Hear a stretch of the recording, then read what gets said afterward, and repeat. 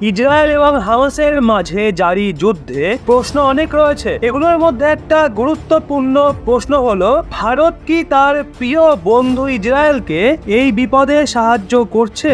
সাহায্য করলেও কিভাবে করতে পারে? ভারত কি কোন রকম হাতিয়ার ইসরায়েলকে সাপ্লাই করার মুডে রয়েছে? এই প্রশ্ন এর জন্য উঠছে কারণ ভারত ও ইসরায়েলের মাঝে প্রতিরক্ষা সম্পর্ক অনেক মজবুত। ভারত ইসরায়েলের একজন গুরুত্বপূর্ণ প্রতিরক্ষা পার্টনার। আমরা যদি ভারতের মোট প্রতিরক্ষা উৎপাদনকারীর অংশের দিকে তাকাই, তাহলে একটা হিসেব অনুযায়ী প্রায় 40% এমন সরঞ্জাম বা এমন অস্ত্র রয়েছে যা ভারত ইসরায়েলের কাছ থেকে নিয়ে এসছে। কথাটা শুধু আজকেরই নয়। যদি আমরা 1999 সালের কার্গিল যুদ্ধের কথা বলি, তো ওই সময়ও ইসরায়েল ভারতকে হাইটেক ক্যামেরা, লেজার গাইডেড মিসাইলের মতো সরঞ্জাম পাঠায়, যেগুলো পাকিস্তানকে নাকানি চৌবানি খাওয়াতে বিপুল সহায়তা করে। এছাড়া যদি আমরা কথা বলি স্পাইস বোমের থেকে শুরু করে গুপ্তচর সরঞ্জামের, তো সেটা অনবরত ইসরায়েল ভারতকে দিয়ে থাকে। এমনকি যদি হেরন ড্রোনের কথা বলি, তো সেটাও ইসরায়েলি টেকনোলজিতে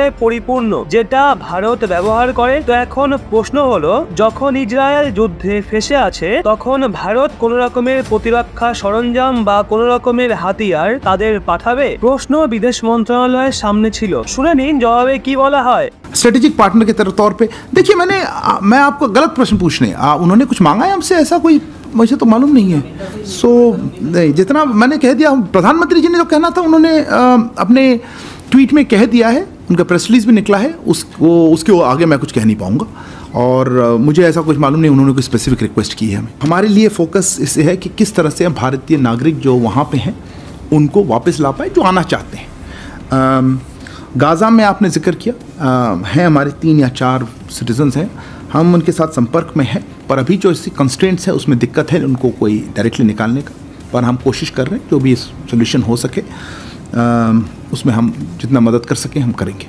আপাতত ভারত এই বিষয়টার উপর জোর দিচ্ছে, যুদ্ধের মাঝে আটকে যাওয়া ভারতীয়দের ওখান থেকে সুরক্ষিতভাবে বের করে আনতে হবে। এর জন্য ভারত অপারেশন অজয় শুরু করেছে। এছাড়া ভারতের চেষ্টা রয়েছে এই যুদ্ধে যেন ওই সবকিছু না হয় যা ভিয়েনা কনভেনশনের বিরুদ্ধে, এমনকি মৌলিক অধিকার থেকেও বঞ্চিত করার বিরুদ্ধে ভারত দাঁড়িয়ে রয়েছে। এছাড়া ভারত তার স্টেটমেন্টে এটাও বলেছে, ফিলিস্তিনকে স্বাধীন রাষ্ট্র মানা বা স্বাধীন রাষ্ট্র বানানো এই বিষয়ে বসে আলোচনা হওয়া উচিত। কিন্তু এই বিষয়টা বর্তমান সময়ে ভারত অবশ্যই পরিষ্কার করে দিয়েছে, হাতিয়ার সাপ্লাই নিয়ে কোন রকমের আলোচনা ইসরায়েল এবং ভারতের মধ্যে হয়নি। আর না কোন রকম প্রতিরক্ষা সামগ্রী বা হাতিয়ার ভারতের কাছে ইসরায়েল চেয়েছে, না তো ভারত কোনো প্রস্তাব দিয়েছে এই ধরনের হাতিয়ার ইসরায়েলকে সাপ্লাই করা নিয়ে। তো বন্ধুরা, জানলেন তো পুরো বিষয়টা। এখন আপনারাই বলুন তো, ভারতের কি ইসরায়েলকে